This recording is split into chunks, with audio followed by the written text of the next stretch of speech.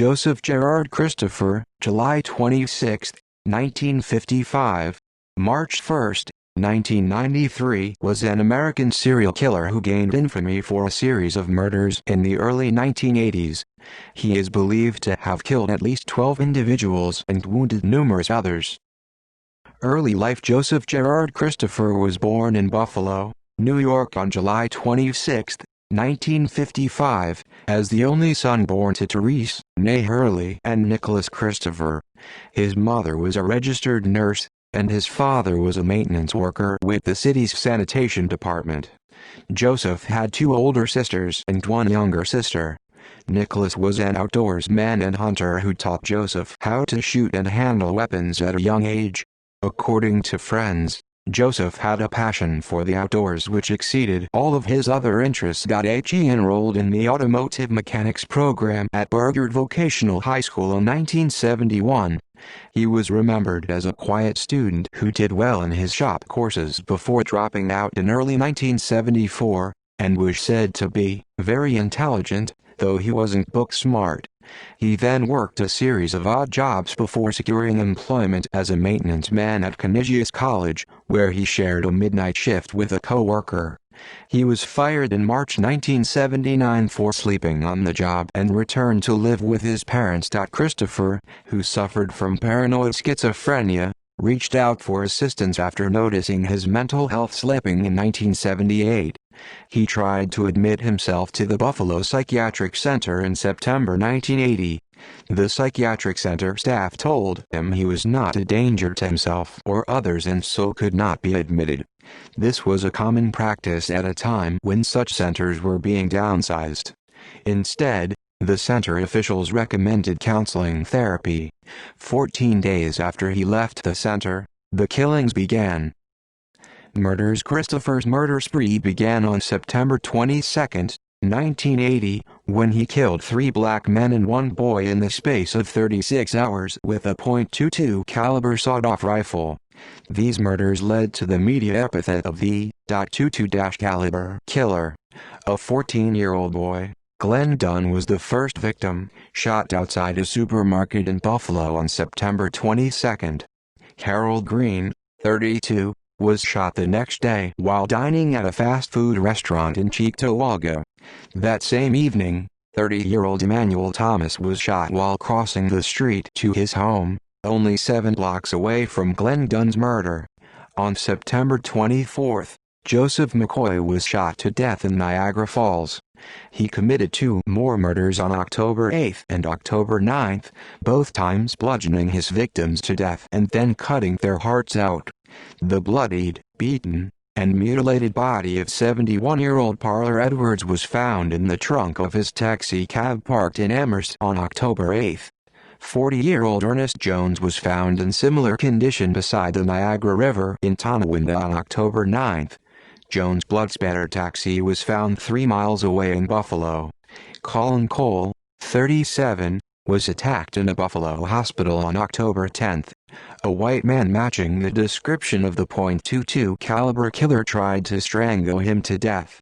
Cole said the man snarled, "I hate an s" at him before trying to kill him. He was saved by the arrival of a nurse, and though severe damage had been done to his throat, he did survive the attack. These initial murders went unsolved at first, and Christopher enlisted in the United States Army in November, being stationed at Fort Benning.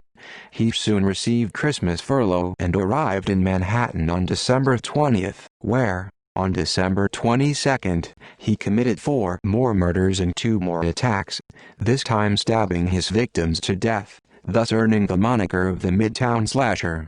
25-year-old John Adams was stabbed at around 11:30 a.m., but survived. 32-year-old Ivan Frazier was attacked next about 2 hours later. He managed to deflect the blade with his hand, suffering only minor injuries. Luis Rodriguez, 19, was the first murder of the day. At around 3:30 p.m., he was stabbed to death. At 6:50 p.m., 30-year-old Anton Davis was stabbed to death. Around 4 hours later, 20-year-old Richard Renner was stabbed and killed. Finally, A black John Doe was stabbed to death near Madison Square Garden just before midnight.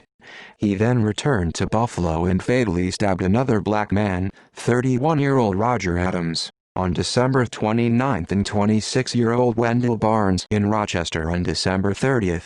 He committed another 3 attacks on New Year's Eve and New Year's Day: Albert Menifee, Larry Little, and Calvin Crippen in Buffalo, but all 3 victims survived, before returning to Fort Benning in January. When back at Fort Benning, Christopher attacked a black soldier with a paring knife in what was described as an unprovoked attack on January 18.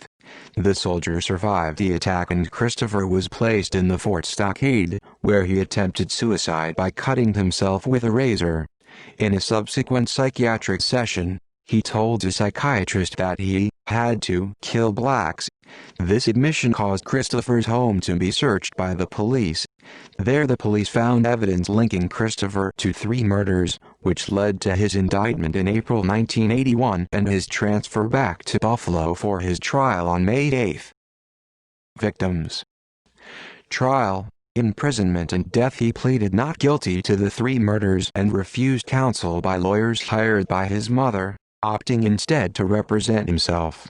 He was subsequently found guilty and sentenced to 60 years in prison, but this ruling was overturned as the trial judge had barred the defense from presenting expert psychiatric testimony about Christopher's ability to stand trial.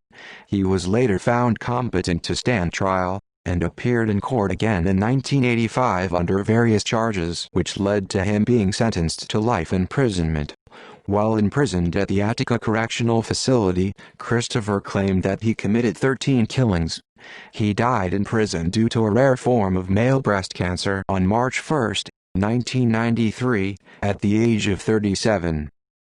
Media coverage. The Discovery Channel cable network television show The FBI Files first aired its Joseph Christopher investigation on May 9, 2000, titled The .22 Caliber Killer. See also List of serial killers in the United States. References. External links. State of New York v.